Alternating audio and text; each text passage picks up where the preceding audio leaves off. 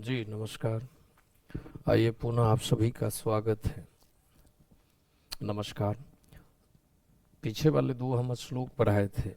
अगर किसी तरह की दुविधा हो तो आप जरूर बताएं। मंगलम पाठ का आइए बिना समय गंवाए हुए तीसरा श्लोक की हम चर्चा करें, जो मुंडक उपनिषद से लिया गया है।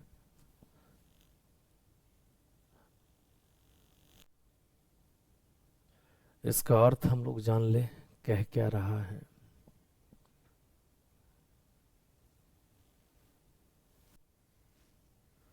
कहता है, सतमेव जयते न अनृत्यम सतेन पंथा विततो देवयाना एन एन आक्रमंती ऋषिय ही आप्त कामा यत्र तत्र सतस्य परम निधानम। अर्थात पहले शब्द को आप समझ लें। सत्यमेव, इसमें दो चीज है। सत्यम जोर एव, सत्यम प्लस एव। जयते न नृत्यम, इसमें भी दो चीज है, न प्लस अनृत्यम। फिर कहता है सत्येन, तृतीया विभक्ति एक वचन, पंथा विततो देवयाना। इसको जरा आप समझ लें।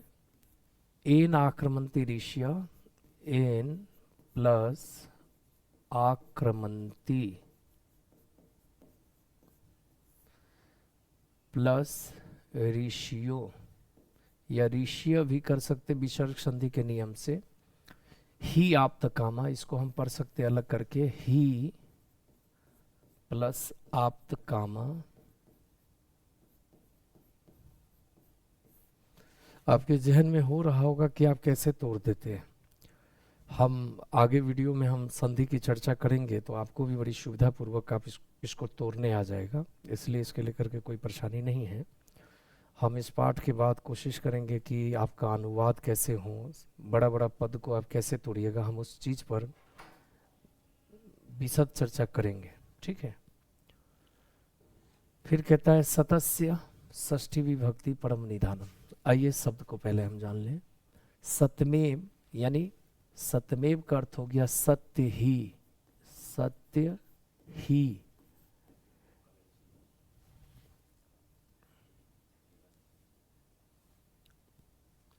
सत्य ही।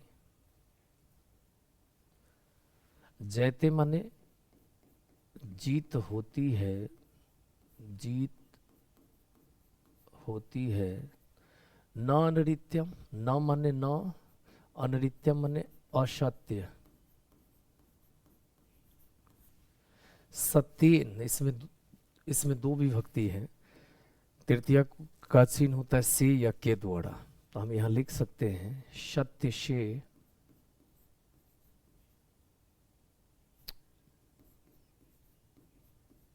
सत्य से या के द्वारा। पांथा माने मार्ग या रास्ते। वित्तो मतलब विस्तृत, चौड़ा।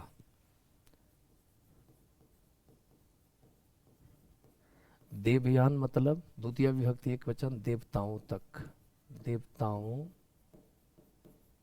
तक। अब कहता है एन, जिससे, तृतीय विभक्ति यो यो ये यम यो यान येन, जिससे।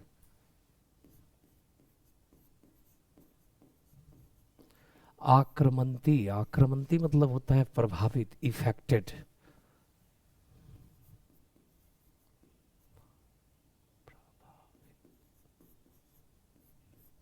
ऋष्य माने ऋषिगण।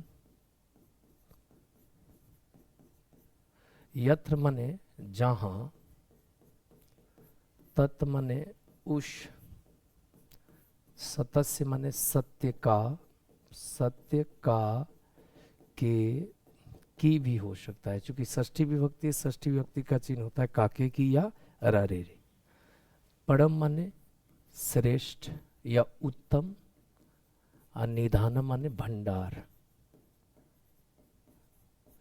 जब आप इतने शब्द को जान लेंगे तो अर्थ आपके लिए बहुत ही सहज और साधारण हो जाएगा। हम निवेदन करेंगे कि जो भी जो भी अगर वीडियो देख रहे हो तो कॉपी लेकर के बैठे, श्लोक का थोड़ा 2 लाइन का गैप कर दें, फिर एरो लगा के सारे शब्द को पहले उतार लें, और शब्द की अगर पकड़ रहेगी तो अर्थ लगाने में बहुत सुविधा होगी। हम जिस तरह से लिखते हैं उस तरह से आप लिखें, आपको समझने में कहीं से भी कोई दुविधा नहीं होगी। तो आइए अब अर्थ की बात करते हैं। कहता है कि सत्यमेव जयते नानृत्यम सतेन पंथा विततो देवयाना, अर्थात सत्य ही की जयते जीत होती है, न अनृत्यम असत्य की नहीं। सत्य ही की जीत होती है, असत्य की नहीं। फिर कहता है सत्येन, सत्य से या सत्य के द्वारा, पंथा यानी रास्ते कहाँ तक विस्तृत होते हैं, देवताओं तक विस्तृत होते हैं। सत्य के द्वारा रास्ते देवताओं तक विस्तृत होते हैं। सत्य की जीत होती है, असत्य की नहीं। सत्य के द्वारा देवताओं तक रास्ते विस्तृत होते हैं। 2 लाइन का अर्थ हो गया क्लियर। फिर कहता है एन आक्रमंती ऋषिया ही आप्त कामा का अर्थ होता है निष्काम, निष्काम, निष्काम, इसका भी अर्थ होता है निष्काम। और एक और था ऊपर वाले श्लोक में पढ़ाए थे, उसका भी जो देख लीजिएगा, अनु अनियान महतो महियान आत्मा जंतु नहीं तो गुयाम तम अक्रतु, तम अक्रतु का अर्थ भी होता है निष्काम। तो कहता है कि एन जिससे प्रभावित होकर, कौन, ऋषिगण। प्रश्न पूछेगा कि किससे प्रभावित होकर, तो उस सत्य से प्रभावित होकर ऋषिगण। कैसे ऋषिगण, निष्काम ऋषिगण। 2 तरह की बातें हैं, इसी सेंस में और छुपी हुई है कि जिससे प्रभावित होकर, यानी उस सत्य से प्रभावित होकर निष्काम ऋषिगण, जहां उस सत्य का श्रेष्ठ भंडार है, जहां उस सत्य का श्रेष्ठ भंडार है, यहां तक की बात है, अर्थात उसे प्राप्त कर लेता है। एक बार हम पुनः अर्थ की पूरी विशद चर्चा कर दें। वैसे आप इसको लगा सकते हैं, निश्चय ही सत्य की जीत होती है, असत्य की नहीं। सत्य से देवताओं तक रास्ते विस्तृत होते हैं, जिससे प्रभावित होकर निष्काम ऋषिगण, अर्थात उस सत्य से प्रभावित होकर निष्काम ऋषिगण, जहां उस सत्य का परम भंडार है, उससे प्राप्त कर लेता है, अर्थात ईश्वर को प्राप्त कर लेता है। अगर अर्थ समझ में आ गया होगा तो फिर क्वेश्चन, इसका ऑब्जेक्टिव क्या है, थोड़ा हम इस पर भी चर्चा कर दे, ताकि आगे चल करके आपको कोई दुविधा ना हो। अब पूछेगा कि किसकी जीत होती है, तो सत्य की। किसकी जीत नहीं होती है, ना नृत्यम, असत्य की यानी अनृत्य की। किसके द्वारा रास्ते विस्तृत होते हैं, तो सत्य के द्वारा। सत्य के द्वारा क्या विस्तृत होते हैं, रास्ते विस्तृत होते हैं। सत्य के द्वारा कहाँ तक रास्ते विस्तृत होते हैं, तो देवताओं तक होते हैं। फिर कहता है कैसे ऋषिगण सत्य से प्रभावित होकर उस परम भंडार को प्राप्त कर लेता है, तो निष्काम ऋषिगण। फिर कहेगा ऋषिगण कैसे, तो निष्काम। और फिर कहता है कि उस सत्य के परम भंडार को कौन प्राप्त कर लेता है, तो निष्काम ऋषिगण। इस तरह से हम समझते हैं कि 5, 6, 7 क्वेश्चन है। शायद आपको ये ऑब्जेक्टिव अगर अर्थ समझ जाते हैं तो ऑब्जेक्टिव में कहीं से कोई प्रॉब्लम नहीं होगी। दूसरी बात पूछा गया कि मंगलम पाठ का 3रा श्लोक कहाँ से लिया गया, यानी किस उपनिषद से लिया गया, तो मुंडक उपनिषद से लिया गया। अब हम आगे बढ़ते अगला श्लोक।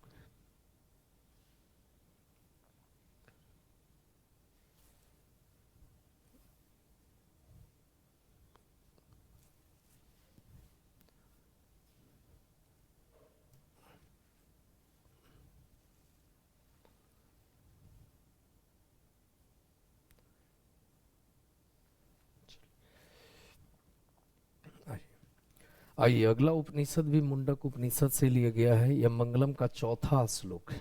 कहता है यथा यथा नद्य अश्यंदमाना समुद्रे अस्तम गच्छन्ति नाम रूपे भी है, तथा विद्वान नाम रूप पात, द को हम तभी पढ़ सकते हैं, विमुक्त प्रात परम पुरुषम। संधि विच्छेद अगर करेंगे तो यहां तक हम बात करें तो यह हो जाएगा पुरुषम प्लस उपैति,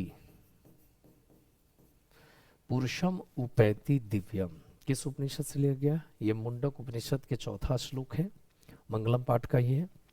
अब कहता है कि इसका पहले शब्दार्थ समझ ले। यथा माने जैसे, नद्य, नदी शब्द रूप जब पढ़ेंगे तो बहुवचन, नदी, नद्यो, नद्या यानी नदियां। अस्यंद माना, अस्यंद माना मतलब होता है प्रवाहित होती हुई, प्रवाहित, प्रवाहित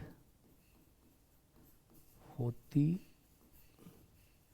हुई, मतलब प्रवाहित होती हुई या बहती हुई। समुद्रे, सप्तमी विभक्ति, समुद्र में, समुद्र में। अस्तम, अस्त हो जाती है यानी विलीन हो जाती है, विलीन हो जाना, विलीन हो जाना। गच्छन्ति, जाती हुई। नाम रूपे मतलब नाम रूप को,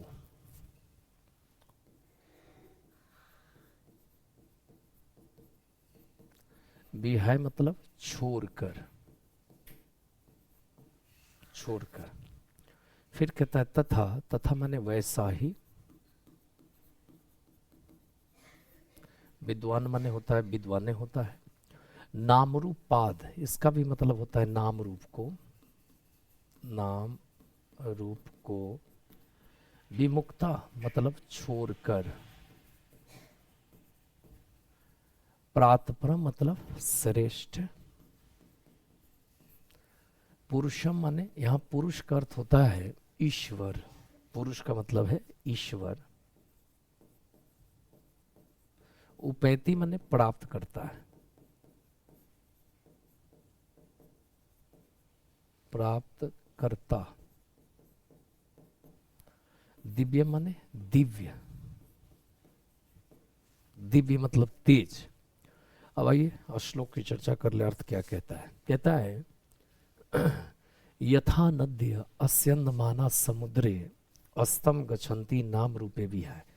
जैसे, जैसे नदियां प्रवाहित होती हुई, बहती हुई समुद्र में, लाइन से अर्थ करें तो बिल्कुल इजी है, देख लीजिए। जैसे नदियां प्रवाहित होती हुई समुद्र में जाती हुई विलीन हो जाती है, क्या चीज को छोड़कर? अपने नाम रूप को छोड़कर। अब इसको थोड़ा सा क्लियर अर्थ करेंगे कि जैसे नदियां अपने नाम रूप को छोड़कर जाती हुई, प्रवाहित होती हुई समुद्र में क्या होती है? विलीन हो जाती है। जैसे मान लेते हैं कि आपके आजू बाजू में कोई नदियां हो जिसका नाम जो भी हो, मान लेते गंगा नदी का नाम है, और गंगा नदी अगर प्रवाहित होती हुई अगर सागर में जाकर के मिल जाती है, तो क्या आप सागर से कहेंगे कि गंगा नदी कहाँ है? वह बिल्कुल अपना नाम चेंज कर लेती है और सारे नदियों का नाम एक ही चीज हो जाता है, वो सागर में समाहित हो जाती है, सागर कहलाने लगता है। वही चीज कह रहा है कि जैसे नदियां अपने नाम रूप को छोड़कर प्रवाहित होती हुई, बहती हुई कहाँ? सागर में विलीन हो जाती है, समुद्र में विलीन हो जाती है।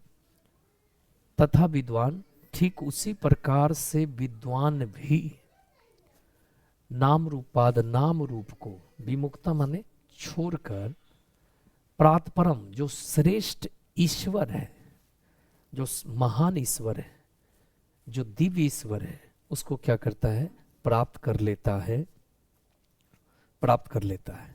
यही श्लोक का अर्थ है। एक बार और समझिए। जैसे नदियां प्रवाहित होती, बहती हुई अपने नाम रूप को छोड़कर समुद्र में विलीन हो जाती है, ठीक उसी प्रकार से विद्वान लोग भी अपने नाम रूप को छोड़कर उस महान पुरुष में एकाकार हो जाते हैं, लीन हो जाते हैं, उसे प्राप्त कर लेते हैं। अब अगर अर्थ आप समझ गए होंगे तो इसका ऑब्जेक्टिव जरा देख लिया जाए। क्या कहता है? कहता है ये VVI है जो पूछता ही है, प्रत्येक वर्ष बोर्ड में पूछता है कि नदियां अपने क्या चीज को छोड़कर समुद्र में विलीन हो जाती हैं? तो अपने नाम रूप को छोड़कर। नाम रूप को छोड़कर कहाँ विलीन होती है? समुद्र में। आज समुद्र में विलीन होती है क्या चीज को छोड़कर? नाम रूप को। कौन प्रवाहित होती हुई? तो नदियां प्रवाहित होती हुई। फिर कहता है विद्वान लोग भी अपने नाम रूप को छोड़कर किस में लीन हो जाते हैं? तो प्रातपरम पुरुषम यानी कि श्रेष्ठ ईश्वर में। ठीक है, कोशिश है कि शायद आपको समझ में आया होगा। ये मुंडक उपनिषद से लिया गया था, मंगलम का ये चौथा श्लोक था। अब आगे बढ़ते हैं।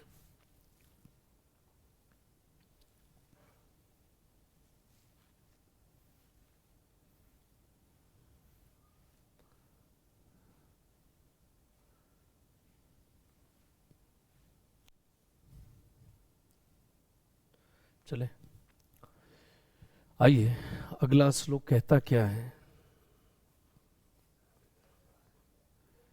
पहले संधि विच्छेद समझ लीजिए, हम पढ़ते हैं, इसको समझे आप।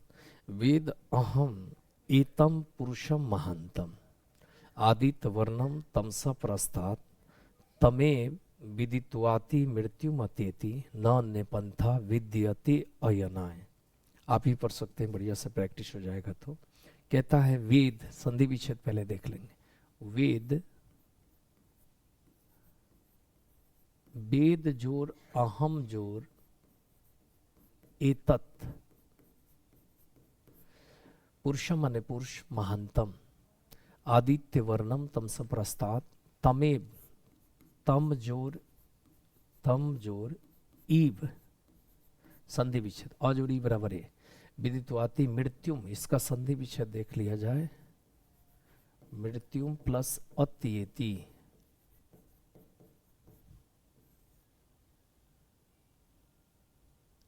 त है त, न अन्य, संधि विच्छेद न अन्य, पंथा माने विद्यते, इसका विसर्ग संधि के नियम से है, इसको ठीक कर देते हैं। विद्यते अयनाय। अब शब्दार्थ को जरा समझ लीजिए। कहता है वेद, वेद माने होता है जानना, जानना, अहम माने मैं, एतत् माने इस, पुरुषम माने ईश्वर, महानतम माने महान, आदित्य वर्णम दिव्य प्रकाश, दिव्य प्रकाश का मतलब यहां हो गया अच्छाई। अच्छाई एक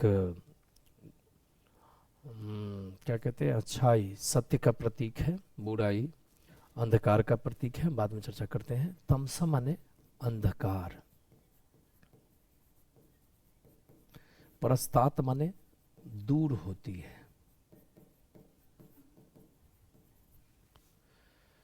तमेव तुमको, सतौते तम तुमको, इव माने के जैसा, न अन्य, न माने न, अन्य माने दूसरा,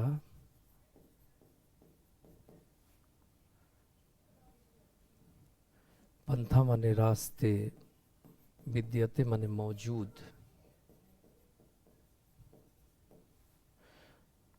अयनाय माने मोक्ष हेतु, मोक्ष के लिए। फिर कहता है विदित्वाति मतलब होता है जानकर, जानकर, मृत्यु, मृत्यु, मृत्यु, सॉरी मृत्यु, अतिथि माने पार की जाती है, पार की जाती है, पार की। आइए इसका शब्द का अर्थ पहले जान ले, कहता क्या है। कहता है वेद अहम एतम पुरुषम महानतम, यानी कहता क्या है कि मैं इस महान ईश्वर को जानता हूँ, मैं उस महान ईश्वर को जानता हूँ, मैं उस महान प्रभु को जानता हूँ। आदित्य वर्णम, जिनसे दिव्य प्रकाश आती यानी कि अच्छाई आती है, और तमसा प्रस्तात् अंधकार, अंधकार बुराई का प्रतीक है, और बुराई जिनसे दूर होती है। मैं इस महान ईश्वर को जानता हूँ जिनसे अच्छाई आती है और बुराई दूर होती है, यानी अंधकार दूर होती है। पुनः उस ईश्वर की व्याख्या किया, ईश्वर के बारे में कहा गया कि तम ए विदित्वाति, यानी कि तुम ही को जानकर, विदित्वाति माने जानकर, तम ईब विदित्वाति तुमको जानकर, यानी हे ईश्वर तुम ही को जानकर, मृत्यु मतेति, मृत्यु पर पार, मृत्यु को पार की जा सकती है, अर्थात मृत्यु पर विजय प्राप्त की जा सकती है। न अन्य, और कोई दूसरा रास्ता, और कोई दूसरा रास्ता मोक्ष प्राप्ति के लिए मौजूद नहीं है। एक बार और आप इसको समझें थोड़ा। क्या कहता है कि वेद अहम एतम पुरुषमानतम, यानी कि मैं उस महान ईश्वर को जानता हूँ जिनसे अंधकार दूर होती है और अच्छाई आती, यानी दिव्य प्रकाश आती है। तम ही विदित्वाति, तुम ही को जानकर, यानी हे ईश्वर आप ही को जानकर, तुमको जानकर मृत्यु पर विजय पाई, मृत्यु पर विजय प्राप्त की जा सकती है। फिर कहता नान्य पंथा, और कोई दूसरा रास्ता मौजूद नहीं है मोक्ष प्राप्ति के लिए। पूछेगा आपसे कि मंगलम का ये 5वां श्लोक किस उपनिषद से लिया गया, श्वेताश्व से, याद रखिएगा। पूछेगा किनसे दिव्य प्रकाश आती है, ईश्वर से। अंधकार किससे दूर होता है, ईश्वर से। फिर कभी कभी ऐसा भी दे देगा कि अयनाय का अर्थ क्या होता है, एक बार दिया था, मोक्ष प्राप्ति के लिए।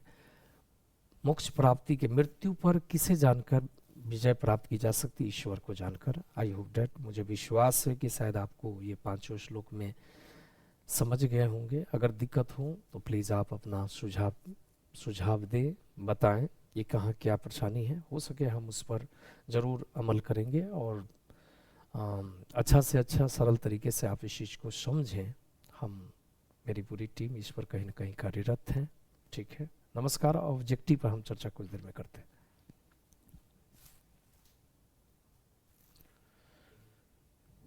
हो गया।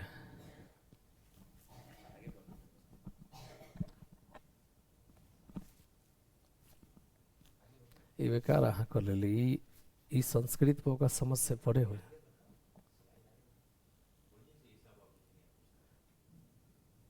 आइए आगे बढ़ते हैं। आपके पाठ में दिया होगा ऑब्जेक्टिव में, हालांकि पूछा हुआ है 2011 में, 2012 में, 2015 में, 2017 से पहले ऑब्जेक्टिव में संस्कृत में कहीं ना कहीं उत्तर देना पड़ता था। अब हिंदी में ही पूछा जाता है। अब आप लोगों के लिए और आसान हो गया। कहता है क महतरे महियान अस्ति, बड़ा से बड़ा क्या है, तो सीधा है आत्मा। बड़ा से बड़ा क्या है, तो आत्मा।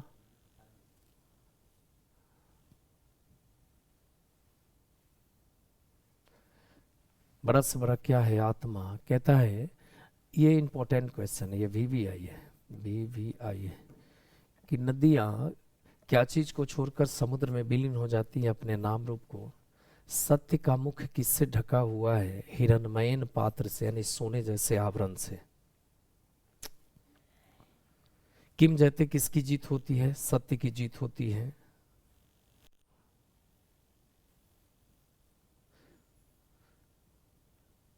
देव्याना पंथा केन विदिता, देव्याना पंथा केन विदिता अस्ति, यानी देवताओं तक रास्ता किससे विस्तृत होता है, तो सत्य के द्वारा।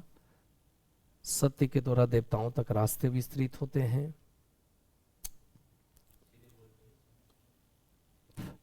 सत्य के द्वारा। फिर कहता है अनोन्यान का अस्ति, यानी छोटा से छोटा क्या है। फिर पूछ देगा बड़ा से बड़ा क्या है, आत्मा। अगर श्लोक आप समझे हो तो कहीं से कोई दिक्कत नहीं है। सत्य धर्माय प्राप्ति किम अपावेनु, सत्य धर्म की प्राप्ति करने के लिए किसे, सत्य धर्माय प्राप्ति किम अपावेनु, किसे हटा देने की बात करता है। सत्य धर्म की प्राप्ति के लिए किसे हटाने की बात करता है, यानी सत्य धर्माय प्राप्ति किम अपावेनु, सत्य धर्माय की प्राप्ति के लिए किसे हटाने की बात करता है। उस सतस्य अपहितम मुखम, जो मुख ढका हुआ है उसको हटाने की बात किया गया है।